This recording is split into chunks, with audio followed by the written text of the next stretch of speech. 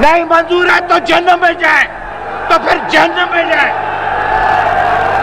क्यों निकाला मनसब से, क्यों निकाला मनसब से? अपने सबसे पहले घबराना नहीं है, अपने सबसे पहले घबराना नहीं है। बाहसियत कौम हम इसका मुकाबला करेंगे। Problem. Don't tell us what we're going to feel. I'm not telling you. Because I'm you're in no answering on position. this Tahir साहब, मीर साहब, मीर टॉकीज के होते हुए आपको फुटपाथ चैनल लॉन्च करने की जरूरत क्यों महसूस हुई? ये लगता है कोई दुश्मन की सफों से ये सवाल हुआ है। बात ये है कि मीर टॉकीज चैनल पे जो एक्टिविटी मैं कवर करता हूं वो मेरी प्रोफेशनल जो डाइवर्सिटी है उसका सिर्फ एक हिस्सा है। मेरे करियर का आगाज होता है 1987 में और मेरा बुनियादी काम मैं फीचर राइटर था। उसके बाद शोबिज भी हादसाती तौर पे वो स्पेशलाइजेशन हुई, उसमें म्यूजिक भी कवर किया और मीर टॉकीज पे सिर्फ म्यूजिक है, कवाली है, राग है, रागनियां है, ठुमरी है, दादरा है, ताल है, तो उससे वाबस्ता लोग हैं। तो मैंने जो जिंदगी में अपने करियर में किया है, एक दफा उसकी मुख्तसर सी आपको अपनी जो मेरी स्पेशलाइजेशन है उस पे थोड़ा मैं आपको तवज्जो दिलाना चाहूंगा। ये मेरा ट्विटर अकाउंट जो मेरे दोस्त अजमल जामी ने बनाया था, तो उस पे मैंने कहा कि आप लिखें कि सीनियर जर्नलिस्ट। उन्होंने कहा कि जो जो आप करते हैं वो हम लिखते हैं, तो उस पे लिखा हुआ है journalist, columnist, entertainment editor, political satire writer, art critic और प्रोग्राम डिजाइनर, इवेंट मैनेजमेंट वो भी की है।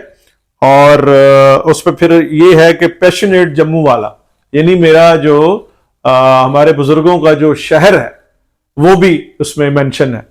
तो ये मीर टॉकीज पे म्यूजिक का काम चलता रहेगा। इस पे फनकार, गाने वाले, सदाकार वो लोग, और इस चैनल जो फुटपाथ है इस पे अब बात होगी सियासत से मुतल्लक, और सियासतदानों की बात होगी, हुकूमत की बात होगी, रियासत की बात होगी, और इस पे ड्रामे की भी बात करेंगे। और ड्रामा का जो कंटेंट है, पाकिस्तानी ड्रामा भी, ओटीटी भी, और दुनिया में जो काम हो रहा है एंटरटेनमेंट में, ओटीटी पे, सोशल मीडिया पे, उस दूसरा सवाल ये है कि फुटपाथ पर किस टाइप की कम्युनिटी गैदरिंग होगी, कौन लोग इसे देख सकेंगे? जी, जाहिर है जिन लोगों को सियासत से दिलचस्पी होगी, मुल्क की सियासत से, और इस पे ओवरसीज जो हमारे पाकिस्तानी बाहर लोग हैं वो पाकिस्तान से दूर रहते हैं, और उसमें फिर एक गैप आ जाता है, उन्हें ग्राउंड रियलिटीज का पता नहीं होता।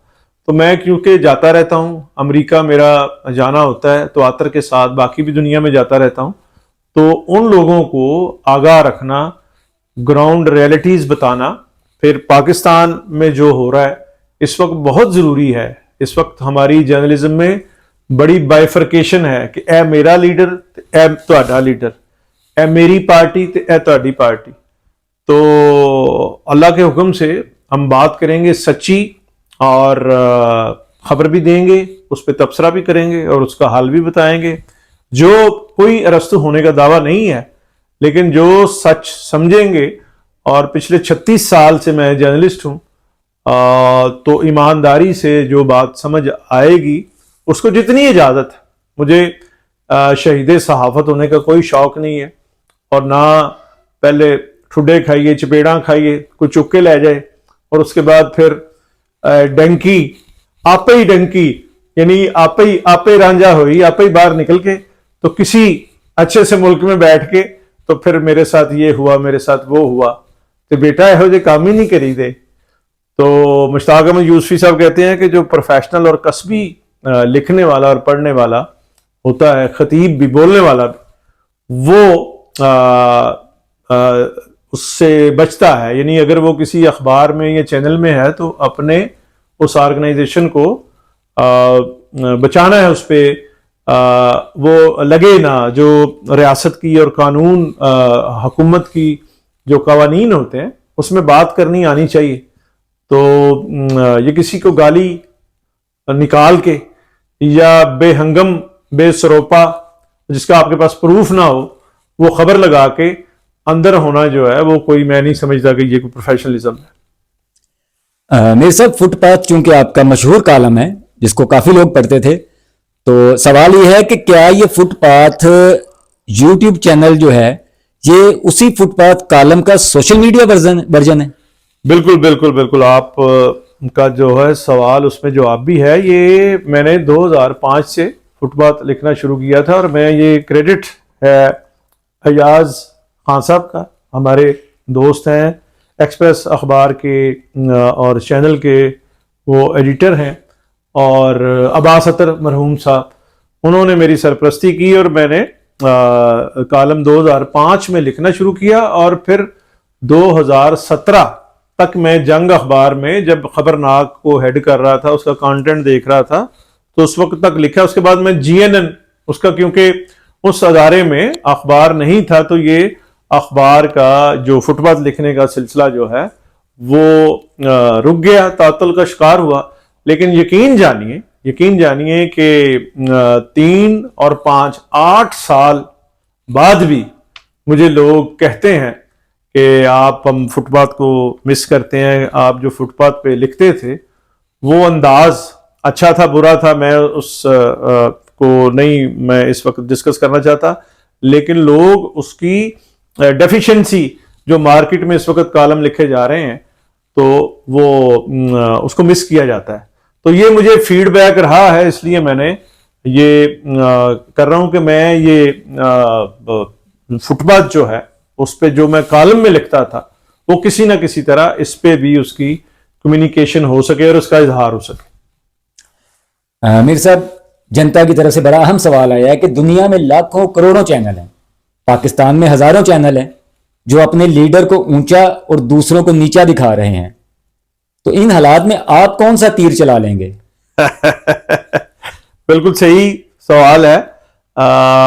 तीर तो हाँ है हमारे तर्कश में, वो तो हम चलाएंगे, लेकिन ये है कि अपनी बात करेंगे और सच्ची बात करेंगे, और जितना सच ये सिस्टम डाइजेस्ट कर सकेगा वो भी करेंगे, और अपने तरीके से विद इन लाइन और अपनी स्किल से बात लोगों तक पहुंचाने। कई दफा कहते हैं ना कि